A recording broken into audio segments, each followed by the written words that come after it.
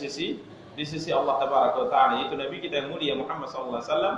Allah tabaraka wa taala perintahkan beliau untuk menyampaikan kepada umat dalam surat Al-A'raf ayat 188, "Qul la amliku li nafsi naf'an wala dharran illa ma syaa Allah." Katakan ya Muhammad, aku tidak memiliki kuasa. Sampaikan kepada umat, sampaikan kepada manusia bahwa la amliku, aku tidak memiliki kuasa untuk diriku naf'an wala dharra, manfaat maupun mudarat.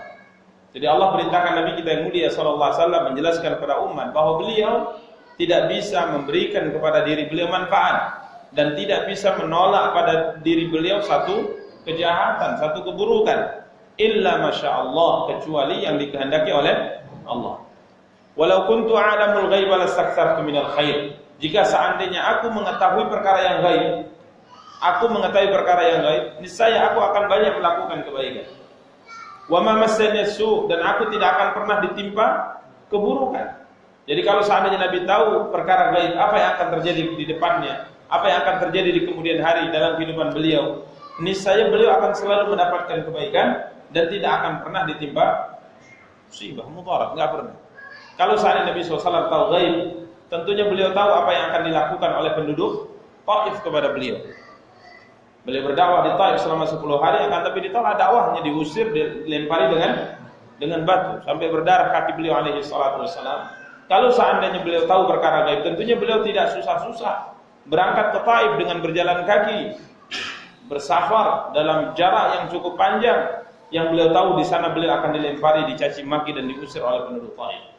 Ini menunjukkan beliau tidak mengetahui perkara yang gaib. Kalau seandainya beliau mengetahui perkara yang gaib, tentunya beliau tidak akan pernah keluar di perang Uhud. Sehingga beliau terluka parah. Ya, beliau terluka, berdarah, ya. Gigi beliau patah alaihi salatu wassalam. Paman beliau terbunuh, 70 orang sahabat beliau terbunuh.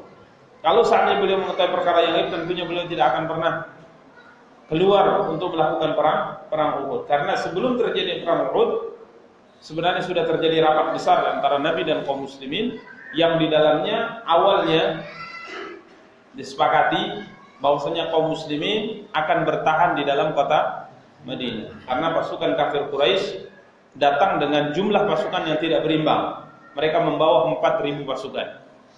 4.000 pasukan. Sehingga kala itu tatkala rapat besar antara Nabi dengan para sahabat, Nabi SAW kala itu berkehendak dan juga disepakati oleh beberapa orang sahabat, mereka melakukan pertahanan di dalam kota. Jadi kalau seandainya kaum musyrikin datang ke kota Madinah, maka kita akan melakukan perang kota. Namun anak-anak muda, khususnya mereka-mereka yang tidak ikut di perang Badar, mereka mengatakan, "Ya Rasulullah, jangan sampai orang-orang musyrikin itu lebih berani dari kita. Keluarlah, kita sambut mereka di luar kota Madinah." Akhirnya Nabi SAW mengikuti pendapat ini. Kalau Nabi SAW tahu apa yang akan terjadi di perang Uhud, saya Nabi tidak akan keluar. Beliau akan bertahan di dalam. Tapi beliau tidak tahu karena beliau tidak mengetahui perkara yang gaib. Walaupun kuntu a'lamul ghaiba lastakthartu minal khair. Kalau seandainya aku tahu perkara yang gaib, niscaya semua yang aku dapat adalah kebaikan. Wa ma massani su, dan aku tidak akan pernah ditimpa keburukan. Ini fani kaum muslimin, wa fani kaum muslimat yang dimuliakan oleh Allah. In ana illa nadhir.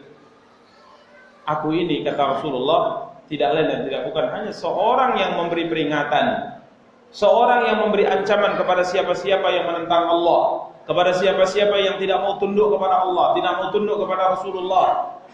Aku datang untuk memberi peringatan kepada orang-orang ini. Siapa yang tidak mau taat, Allah akan mengancamnya seperti ini.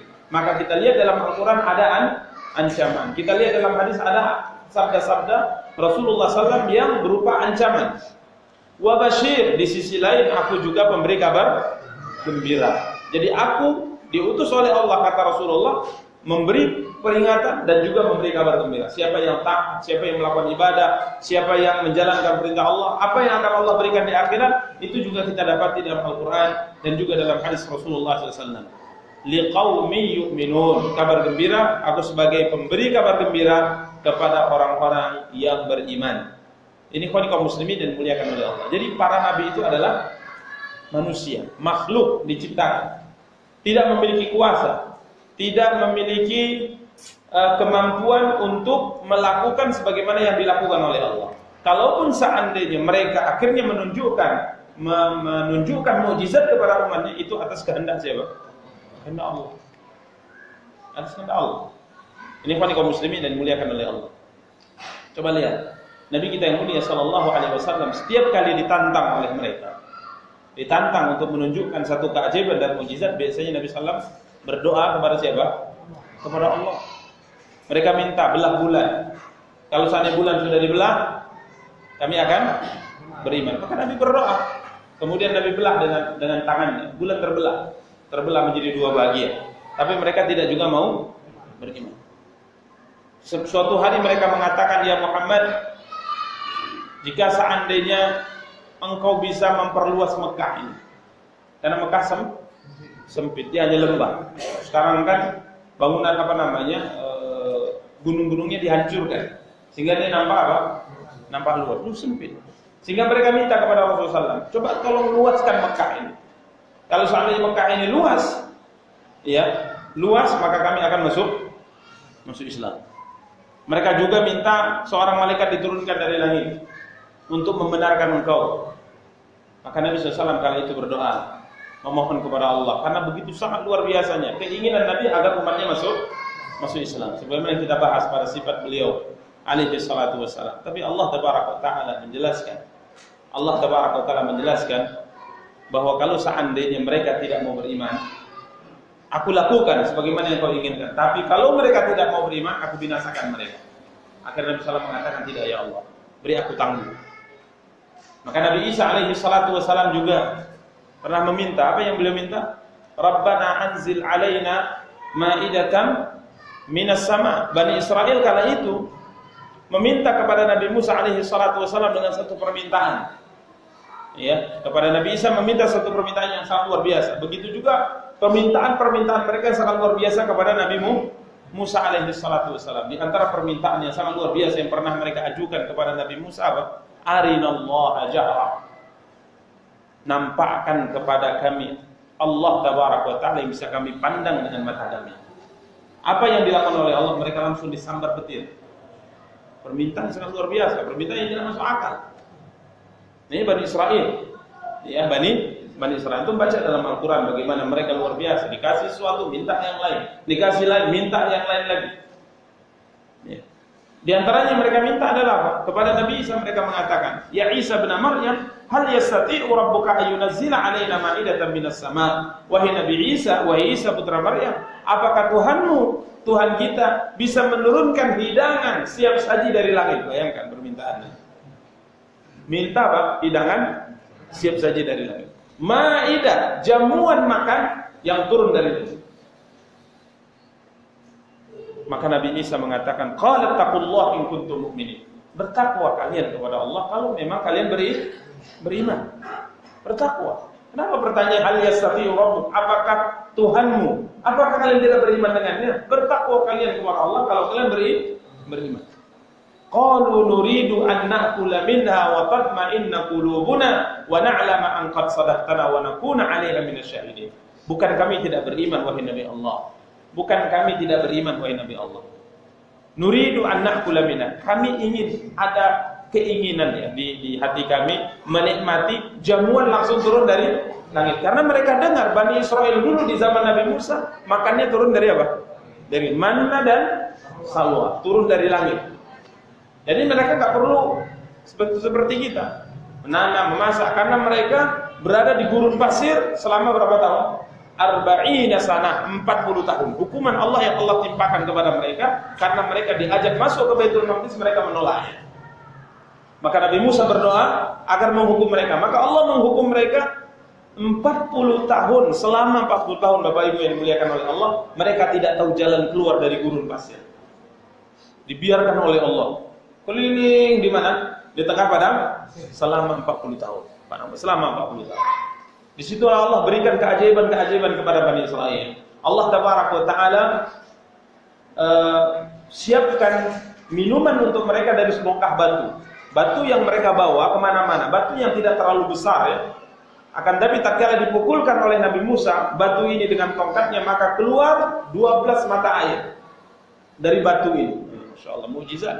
Keluar 12 mata air. Setiap kabilah minum dari mata air yang berbeda-beda dari batu yang mereka bawa kemana-mana. Itu di tengah padang pasir. Kalau mereka mau makan, makanannya turun dari langit. Itu pun tidak puas mereka. Mereka minta apa?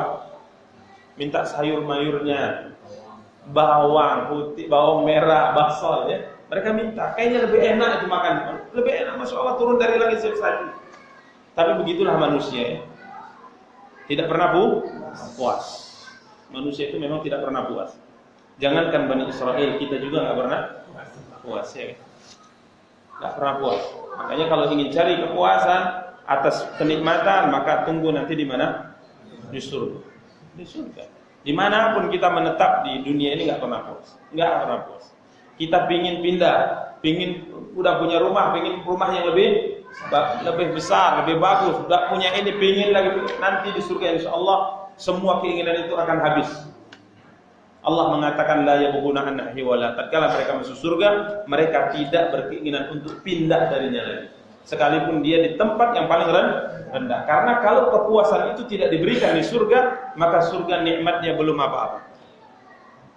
Kalau dimasukkan surga masih ingin lebih, berarti nikmatnya belum sempurna.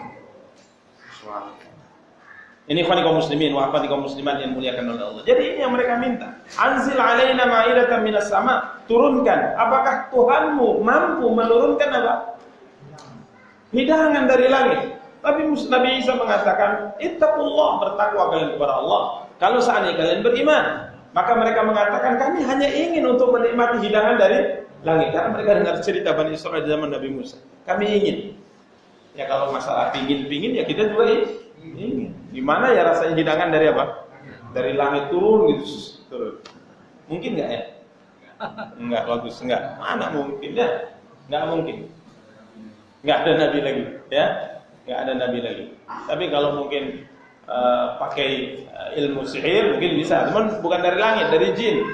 Ya, bukan dari langit tapi dari jin. Mungkin dia mencuri di mana gitu ya. Mencuri di mana dihadirkan ke hadapan kita. Yang katanya dari Allah padahal dari syaitan. Kemudian mereka mengatakan nuridu an naqula minha wa tatma'inna qulubuna, agar hati kami juga merasa tenang gitu. Nampak kebesaran mukjizat Allah di depan mata. Wa tatma'inna qulubuna wa na'lama an qad sadaqtana, dan kami tahu bahwasanya iman kami kepadamu itu sudah benar. Wa nakuna 'alaika minasyahidin, dan kami benar-benar akan menjadi orang saksi atas kebenaran Engkau. Maka Nabi Isa langsung berdoa kepada Allah. Dia nggak bisa seorang nabi itu kalau ingin mendatangkan sesuatu yang ajaib, dia lakukan tanpa kehendak Allah. Mohon dulu kepada Allah. Apa kata Nabi Isa? Qala Isa bin Maryam, Allahumma Rabbana anzil alaina ma'idatan minas sama. Wahai Allah, wahai Rabbku, turunkanlah jamuan hidangan yang turun dari langit. Apa jawaban Allah? Qala ya Isa bin Maryam, wahai Isa bin Maryam, aku akan turunkan. Ya, aku akan turunkan. Tapi kalau seandainya mereka tidak beriman, aku akan siksa mereka dengan siksa yang tidak pernah disiksa dengannya umat-umat sebelum mereka. Jadi intinya semua nabi itu tatkala ingin mendatangkan satu mukjizat itu atas kehendak Allah, berdoa kepada Allah. Ini kaum muslimin yang dimuliakan oleh Allah, karena nabi itu adalah bashar. Nabi adalah manusia. Kekuatan mereka adalah doa, kedekatan mereka dengan siapa? Dengan Allah. Ya. Ini kaum muslimin wa akhwati kaum musliman yang dimuliakan dan dirahmati oleh Allah tabaraka wa taala. Kemudian juga menunjukkan akal hal ini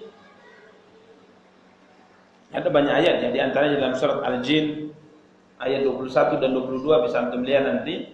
Ya, di mana beliau Rasulullah SAW juga tekankan bahwasanya beliau tidak memiliki kuasa menolak mudarat dan mendatangkan manfaat untuk diri beliau alaihi salatu wassalam. Dan beginilah semua para nabi, mereka adalah makhluk, mereka adalah manusia yang tidak memiliki kuasa untuk menolak mudarat dan mendatangkan manfaat.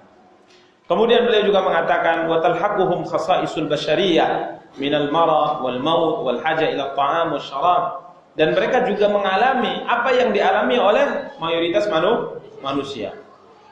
Terserang penyakit ya, merasakan kematian, butuh kepada makanan, ada selera dari makanan yang dilihat. Ini Nabi butuh minum, ini para Nabi. Kita lihat karena Nabi SAW sakit, alaihi salatu wassalam, beliau sakit. Ya, bahkan sakit beliau lebih parah daripada sakit kita. Beliau sakit. Sakit kepala beliau. Ya, sakit kepala. Beliau demam. Itu beliau rasakan sebagaimana manusia. Beliau juga ada hajat kepada makanan, merasa lapar. Di perang Khandaq, tatkala kaum muslimin sedang menggali parit di musim dingin. Menggali parit di musim dingin. Para sahabat mengadu kepada Rasulullah SAW tentang rasa lapar yang luar biasa di perut mereka. Sampai mereka bilang, Rasul coba lihat. Karena laparnya ini sampai diganjal batu perutnya. Jadi diikat. Batu diletakkan di kain, diikat. Karena kalau lambung ini dibiarkan lepas gini, rasa laparnya luar biasa. Tapi kalau bapak coba ikat, nah ini insya Allah. Nah, makanya kalau yang puasa mungkin nggak tahan, ikat perutnya, insya Allah tahan. Diikat pakai batu, tapi jangan besar-besar, nggak bisa jalan nanti. Sedang waktunya, ya, batunya sedang. Nabi SAW memahami apa yang mereka rasakan. Kemudian Nabi menyingkap perutnya. Sahabat tuh satu-satu batunya, Nabi sudah 2 batunya. Berarti rasa lapar Nabi lebih dahsyat dari mereka. Sampai bingung ya, makanan tidak ada. Nabi bilang, kiranya adalah harapan Nabi adalah yang mengundang. Karena lapar nih, kerja keras. Karena setiap sahabat itu diberikan berapa meter menggali. Karena kalau seandainya tidak tercapai pada waktu yang ditentukan, pasukan penyerang sudah tiba. Kalau parit belum selesai, habis. Karena yang menyerang 12.000. Seluruh penduduk Madinah dari yang baru lahir sampai yang akan meninggal, sampai mayatnya pun kalau dihitung, itu 4.000 nggak sampai. Sedangkan pasukan yang akan menyerang apa? 12.000. Wah, berat nih. Maka Nabi katakan targetnya sekian hari harus selesai. Maka berjibaku mereka di musim dingin. Antum merasakan bagaimana dahsyatnya cuaca di mana di Madinah, baik musim panas maupun musim dingin. Kalau di Mekah cuacanya sama seperti negeri kita insyaallah, enggak terlalu ekstrim. Tapi kalau Madinah, kalau musim dingin subhanallah, kalau musim dingin juga alhamdulillah berat luar biasa. Tapi mereka harus mengejar target itu. Sampai Nabi menanti-nanti kiranya adalah sahabat yang ngundang makan gitu. Karena udah lapar nih, enggak ada makanan. Maka ada seorang sahabat, istrinya bilang, ini ada makanan sedikit. Nabi itu kayaknya lapar sekali. Coba diundang makan. Ada sedikit ini, diundang. Subhanallah. Maka sahabatnya bilang, oke, insyaallah saya undang. Siapkan daging sedikit, kemudian ada roti, datang pada Rasulullah. Kemudian dia bilang pada Rasul sambil seperti orang berbisik-bisik. Karena sahabat ini semua apa? Lapar nih. Enggak diundang pun kalau sudah lapar biasanya sudah kalap gitu ya. Sudah kalap, datang aja lah. Ya, dapat enggak dapat yang penting datang. Karena sudah lapar. Maka dia bilang, ya Rasul, saya mengundang engkau karena ada makanan. Pelan-pelan. Tapi Nabi mengatakan, ya ahlal Khandaq, ayo semua orang yang sedang menggali parit, ini kita diundang oleh sahabat ini. Wah, bayangkan antum seorang yang mengundang, yang makanannya sedikit, yang mau datang apa? Banyak. Ketar-ketir. Kalau masih ada cadangan, stok, bolehlah. Ini enggak ada. Tapi Nabi cuma pesan, nanti kalau kamu sudah pulang, jangan kamu buka banyak. Periuknya itu jangan kamu buka, biarkan sampai saya datang. Dia pun lari ke rumah. Wah, binasa kita wa istriku. Apa? Nabi mengundang semuanya. Iya. Kenapa gua tidak khususkan? Sudah saya khususkan. Pelan-pelan saya sampaikan, tapi Nabi umumkan kepada semuanya. Ada pesan Nabi? Ada. Apa pesannya? Jangan dibuka sampai beliau datang. Nah, sudah aman. Bismillah kata istrinya. Sampai Nabi datang, Nabi katakan maju 5 masukkan. Maju 5 masukkan, katanya keluar, kan rumah kecil. Maju 5 sampai semuanya makan, dibuka itu kata sahabat tadi tidak berkurang bahkan bertambah saya lihat. Itu mukjizat. Kalau kita nggak bisa ya Bapak Ibu. Nggak bisa, jangan dicoba. Nggak bisa habis. Ya habis.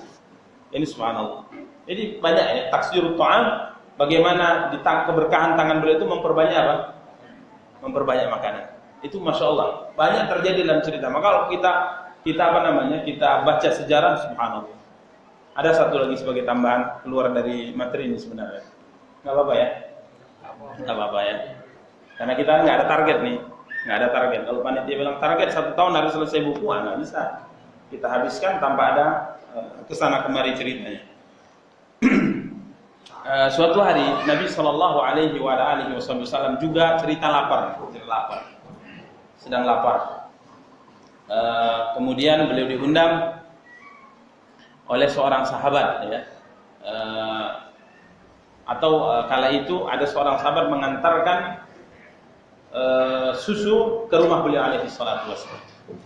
Termasuk yang diundang kala itu untuk datang ke rumah Rasulullah menikmati susu ini adalah Abu Hurairah radhiyallahu taala. Nabi panggil semua ahlu suffah. Ahlu suffah itu adalah sahabat-sahabat muhajirin yang miskin, yang tidak punya rumah, tidak punya keluarga, tidak punya harta, tidak punya apa-apa. Mereka tinggalnya di mana? Di masjid. Makannya dari siapa? Makannya dari siapapun yang berbaik hati dengan mereka. Jadi kalau ada orang yang datang ngasih makan, mereka makan. Kalau tidak, ya nggak makan. Itu ahlu suffah. Masa awal-awal Islam, masa itu sangat sulit. Sehingga Abu Hurairah mengatakan, beberapa kali aku ini diinjak-injak badanku oleh orang. Mereka bilang gila ini orang. Padahal aku pingsan, hampir tidak sadarkan karena rasa lapar yang sangat luar biasa yang aku rasakan. Itu Abu Hurairah. Kalau kita pingsan karena kekenyangan, ya nggak ada pingsan karena kenyang. Ya, masya Allah, sahabat luar biasa. Sampai suatu hari kami diundang. Aku dipanggil oleh Rasulullah SAW ke rumah beliau, pas ketepatan ada susu. Ada susu 1 bejana. Aku laparnya luar biasa. Kemudian Nabi bilang, Abu Hurairah, iya ya Rasul, ini susu udah nampak nih, orang lapar apa susu gimana gitu kan. Nabi bilang, ya Abu Hurairah, iya. Maksudnya pikirnya, minum? Enggak, rupanya enggak. Abu Hurairah panggil teman-temanku di masjid itu semua, panggil kemarin. Ya Allah ya Rabbi, kata Abu Hurairah, 1 bejana, kalau aku panggil semua temanku, ya gimana ya? 1 bejana cuma. Ahlu suffah itu banyak. Kemudian kalau aku yang dipanggil, karena aku yang pertama, nanti yang disuruh memberikan, menjamu mereka pasti ya aku yang terakhir. Wah, itu pikiran. Itu disebutkan dalam hadis. Pikiran siapa? Abu Hurairah, di hati Abu Hurairah. Sudah 1 bejana, yang mau dipanggil banyak. Nanti kalau aku yang manggil, pasti aku suruh bagi. Aku yang terakhir minum. Kalau aku terakhir minum, ya dapat apa? Maka hanya saya belum mengatakan, tapi ini karena perintah Rasulullah, sudah aku jalankan. Aku pergi ke Suffah, aku panggil teman-teman, mau dipanggil, panggil minum susu oleh Rasulullah. Wah, semangat semua datang. Benar saja sampai di sana, semua kumpul, duduk. Nabi mengatakan, Abu Hurairah, antum yang kasih bejana ini, kasih minum, sampai akhir. Sampailah mutar ke diri Rasulullah. Susunya masya Allah nggak berkurang, dipegang oleh Abu Hurairah. Akhirnya Nabi SAW dipegang, Nabi tengok wajahnya. Wajah tahulah orang yang sudah lapar, ya, disuruh bagi lagi, ya. Dia yang pertama selalu dia yang pertama gitu. Tapi ya karena perintah dikasihnya sampai di tangan Rasulullah, Nabi pegang, Nabi ambil di tangan Abu Hurairah, Nabi lihat kepada Abu Hurairah. Nabi lihat kepada siapa? Abu Hurairah. Tapi diambil dulu itu bejana. Nggak diambil dulu, masya Allah Nabi. Diambil oleh Nabi. Apa kata Nabi? Ya Abu Hurairah, baqiya ana wa anta. Enggak ada yang lain. Dahulu udah minum ini semua nih. Tinggal aku dan kamu. Gimana ini? Maka Nabi bilang, minumlah kamu. Maka diminum. Sudah ya Rasul. Seganlah ya, namanya Nabi. Ya. Ya udah minum. Nah, silakan minum ya Rasul. Nabi bilang, isyrab, minum lagi. Minum lagi. Selesai. Udah antum gitu. Antum ya Rasul. Nabi bilang minum lagi, minum. Udah minum lagi, sampai betul-betul kenyang. Sebagian ulama berdalil sesekali seorang itu boleh minum, boleh makan sampai kekenyangan. Tapi sesekali, sebantu riwayat. Sampai kenyang kali kata Abu Hurairah. La ajidu limaslaka. Enggak ada lagi ruang untuk masuk susu tadi. Seharusnya kan sepertiga makanan, sepertiga minuman, sepertiga nafas. Ini enggak penuh semua dengan makanan minuman tadi. Makanya para ulama ambil kesimpulan, tapi jangan sering dipraktekkan ya. Sesekali boleh makan kekenyangan. Tapi kalau sering kali bahaya. Sesekali boleh. La ajidu li maslahat. Enggak ada lagi tempat. Maka akan Nabi SAW ambil, kemudian Nabi baca bismillah dan mulai meminumnya. Ini subhanallah, itu Nabi. Itu Nabi. Kalau selain Nabi ini enggak bisa. Musailamah al-Kadzdzab berusaha untuk mencontoh Nabi, tidak berhasil. Seorang ibu datang membawa anak yang umurnya lebih sudah dari 2 tahun. Dia mengatakan, ya Nabi Allah, kepada Musailamah sang pendusta itu, anakku belum genap 2 tahun, semuanya rata-rata meninggal. Kecuali dia ini. Ini sudah lewat 2 tahun, alhamdulillah selamat dari penyakit yang menyerang anakku, akhirnya bisa hidup umurnya lebih dari 2 tahun. Tolonglah doakan keberkahan untuknya. Wah, dipegang oleh Musailamah, didoakan, dibawa pulang, besoknya meninggal. Itu Musailamah al-Kadzdzab. Mereka datang lagi, ya wahai Nabi kami, sesungguhnya sumur di daerah kami, di kota kami itu semuanya nggak ada yang jernih, nggak ada yang bagus, kecuali satu sumur. Tolong engkau datang, doakan keberkahan supaya makin bagus airnya. Maka dia datang, dia ludahi, besoknya keruh sumur. Itu Musailamah al-Kadzdzab. Kalau Nabi subhanallah. Ya, ini Nabi kita yang mulia sallallahu. Kembali ke permasalahan. Jadi beliau itu juga punya hajat kepada makanan. Merasa haus juga, merasa lapar juga, beliau makan, beliau minum sama seperti manusia. Ya. Karenanya Nabi Ibrahim alaihi salatu wasallam pernah berkata sebagaimana yang Allah tabaraka wa taala firmankan dalam surat Asy-Syu'ara ayat 79 dan 81. Walladzi huwa yut'imuni wa yasqin. Rabbku yang telah memberi makan kepadaku dan memberi minum. Jadi para nabi itu makan dan para nabi minum. Wa idza maridtu fa huwa yashfin. Dan apabila aku sakit, maka Allah lah yang memberi kesembuhan kepadaku. Jadi para nabi itu juga sakit. Para nabi juga sakit. Walladzi yumituni tsumma yuhyin. Dan dia pula yang menghidupkanku dan dia pula yang mematikan. Jadi para nabi itu dihidupkan dan mereka juga akan dimatikan sebagaimana manusia. Karena Nabi SAW bersabda dalam hadis yang diriwayatkan oleh Imam Al-Bukhari, "Innama ana bashar mithlukum ansa kama tansawun fa idza nasitu fadzakkiruni." Aku ini adalah manusia seperti kalian. Aku lupa, bisa lupa sebagaimana kalian lupa, maka kalau kalian melihat aku terlupa dari sesuatu, ingatkan. Berapa kali Nabi lupa sholat? Ya, rakaatnya kurang atau rakaatnya bertambah. Suatu Nabi sholat zuhur di tahiyat yang pertama beliau langsung salam. Assalamualaikum warahmatullahi, assalamualaikum warahmatullahi. Kemudian beliau duduk di belakang saf, beliau pindah ke belakang saf, kemudian menjalin jari jemari beliau. Semua sahabat tengok kanan, tengok kiri, gak ada yang berani apa?